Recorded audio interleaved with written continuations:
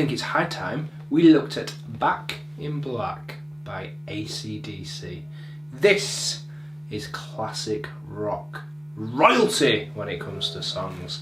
Let's jump in. Let's talk about the thing we first hear on the track, and that's these mutes.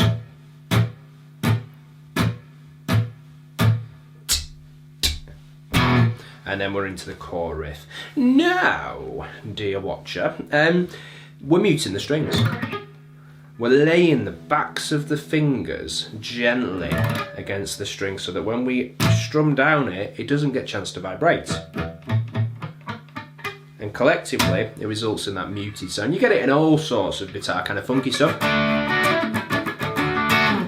Funky stuff with distortion in this instance, but we're going for that clipped muted sound. On a tablature, if you read guitar tab, you'd see them kind of conveyed, represented as crosses over the strings that you're going to hit. In this instance, I'd be focusing on the bass strings, E, A and D. Now there's 6 of them. We're playing in groups of 4, so we're thinking 1, 2, 3, 4, 1, 2, 3, 4, and the 3, 4 at the end is filled in by the hi-hats on the drum kit. So you get 1, 2, 3, 4, 1, 2, that thing going on. So once we've got those mutes, we've got our core riff for the intro there. Now, this riff is based around E major, D major, and A major. Now remove the major from the situation and we get E5, D5, and A5. This is classic rock. We're not dealing with the major third notes in the chords. We don't want them in there. We just want the roots and the fifths. Whoa!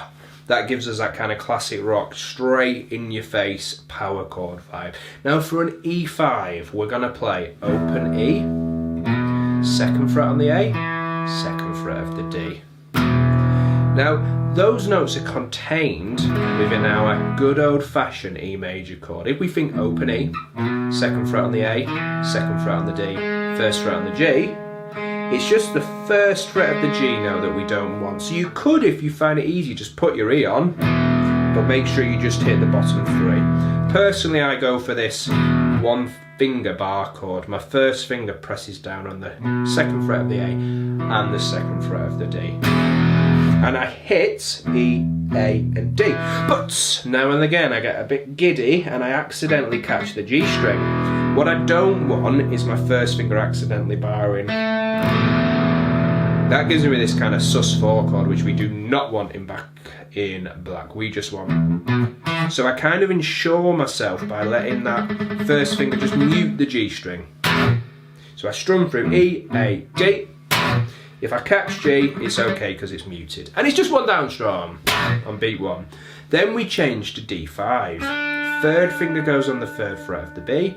1st finger goes on the 2nd fret of the G. We strum D, G and B. And we're going to go 3 strums. In my instance, I go down, up, down. Some players might play down, down, down, all downs. I prefer down, down, up, down. Now on the D5, I would just need to put my 2nd finger on the 2nd fret of the high E string to make it a D major. I don't want that down there, but I do want a mechanism that prevents the high E string vibrating if I accidentally catch it. You got to think you're going to be rocking out here, so make sure you've got something that stops that vibrating. In my case, it's this part of my 1st finger just draping across the string. So we've gone E5, 1 strum, D5, 3 strums. The final chord in the trilogy is an A5. Now this, unlike an A major being 2 on the D, 2 on the G, 2 on the B, is just 2 on the D, 2 on the G with the open A. And again, you guessed it, the pad of my 1st finger is muting that B string. So it's... and I'm down, up, down in it. So E5 gets 1 strum, D5 gets 3, A5 gets 3. And that is our verse, well, intro and verse riff. E5.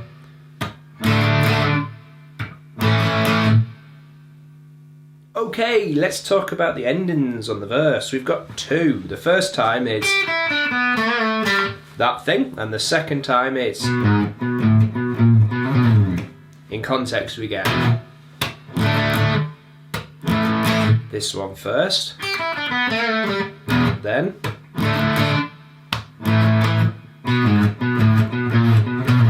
that one the second time, and it goes around again with the same endings in the same place. The first one is just descending the E pentatonic minor scale from 3 to 0 on the high E string. I fretted the 3 with my second finger. Then on the B string, same again, 3, 0. So we've gone, and I'm alternate picking, down, up, down, up. And when we get to the G string, 2 on the G, bend it, return it, pull off with 1 attack of the plectrum. So we've got all of that happens with 1 pick of the plectrum. So it's fret the 2, strike the string, bend, return, pull off. Now I'm doing the bend with my first finger. You could do it with your second finger. The advantage of using the second finger is you can support behind with the first finger to help the bend. I do go with the first finger though. And then, and now we're into that one. Now, first finger's at the second fret of the A string, and we play 2 on the A, 4 on the low E, and then back to 2 on the A, and now 5 on the low E. So, and we go back to the 2. And at the end it's 2, 6, 2, 7. So it's always alternate with that note. It's a real stretch. Wow, it's a hell of a stretch. I can't actually do that. I've got small hands, so I am moving away from the 2 by the time it's time for that one. Now, that note and that note, same thing. So you can get it there. Same note. Whenever I've seen AC/DC do it and other great players do it, they seem to move up the low E string. That thing going on. There are your 2 endings.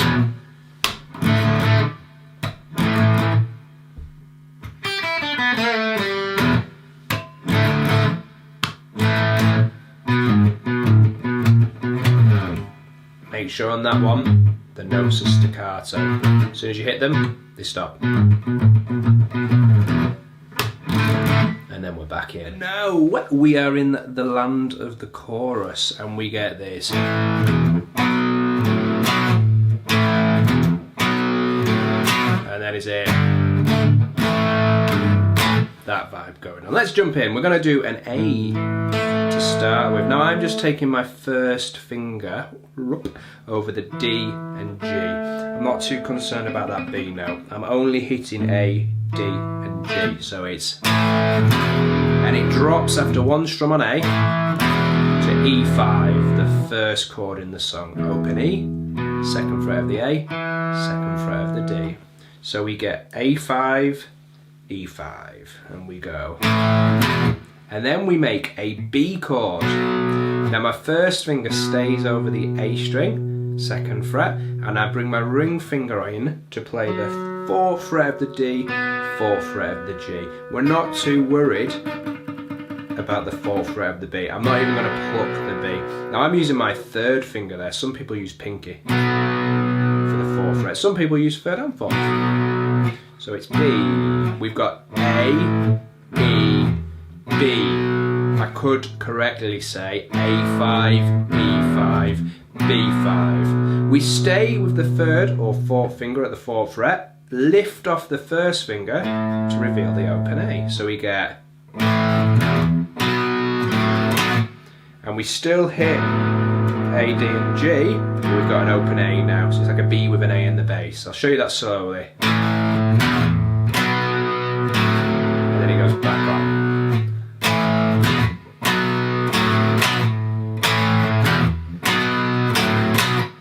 That's it happens twice. A5, E5, B5, off, on with the first finger. A5, E5. It's kind of 1, 2, 3, 4, 1.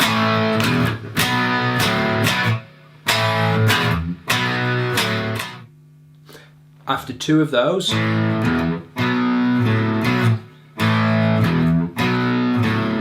we get, so now it's a G5. Now this is quite a common classic rock chord. It crops up in Highway to Hell, another AC/DC song. It's also in Ziggy Stardust, Bowie.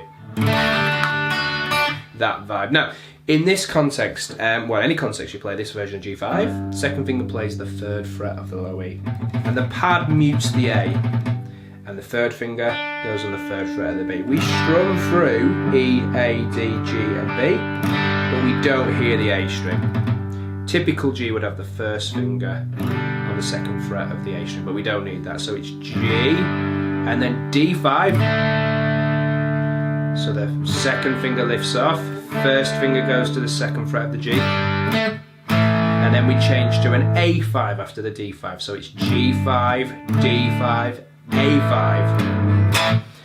After one strum of the A5, where we have our 1st finger, 2nd fret D, 2nd fret G, pad to bar, and an open A, we get a little bluesy curl with the 2nd finger on the 3rd fret of the low E. So let me play that again.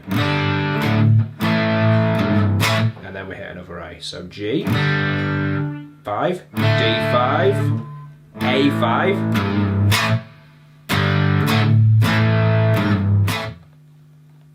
And that G, D, A is going to happen twice too. We take,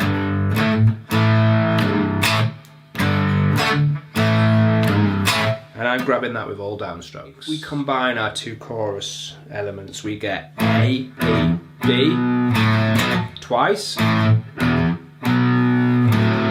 and then G.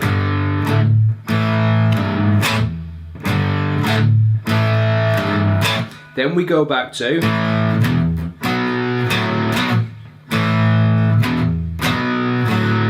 and then,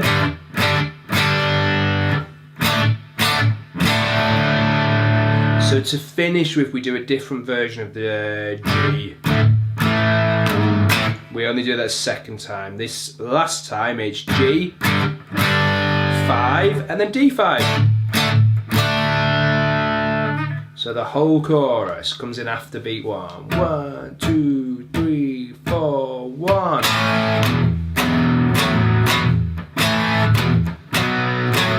And then G.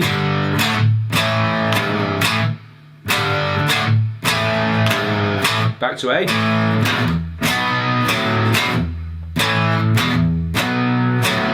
And then.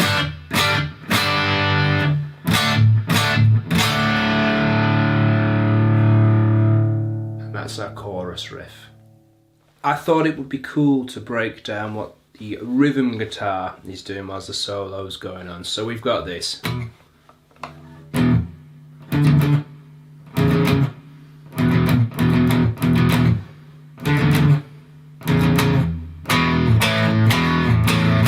That thing going on. Now, we're using the E5 to start.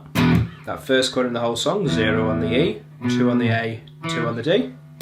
And we just hit it once with a down strum. We mute straight away. I mute with a little bit of the flesh on the side of my palm, and a little bit with left hand muting. So we hit that once.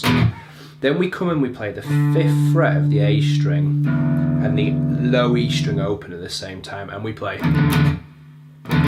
just once, it's down and down. So we've gone, and then we move to 4, and then we come down again, back to the E5. Let me show you that so far.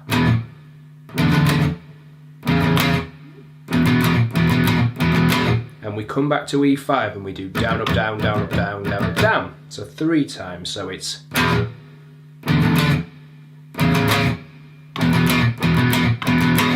And then...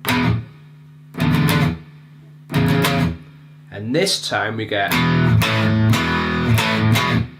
It's E5, A5, E5, A5, E5. So... that thing. So the whole thing.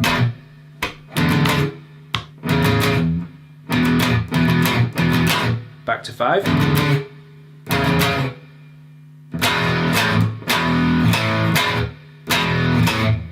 That's our ending. And again.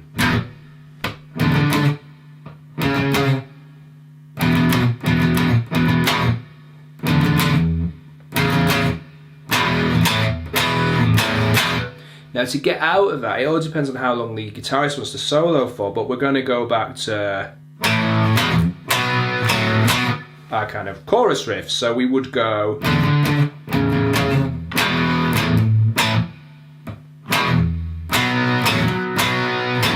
So rather than... we wouldn't go back to E, we'll just...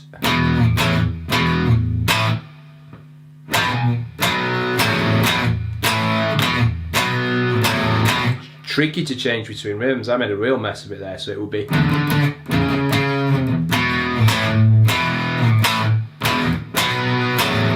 And then we're back in.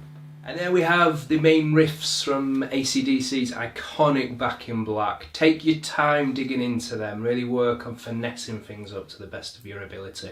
It might be that you get it down in an evening's worth of practice, or it might be weeks or a couple of months worth of kind of project for you. There's not a problem either way, just kind of lock into what it is you're playing, which riff works for which section, listen to the original, listen to AC/DC do it, listen to the kind of album version and live versions, because they are the absolute masters at this style. If you haven't done so yet, please could you hit subscribe? That will let you know when we upload more videos, and I hope to see you soon. Bye bye.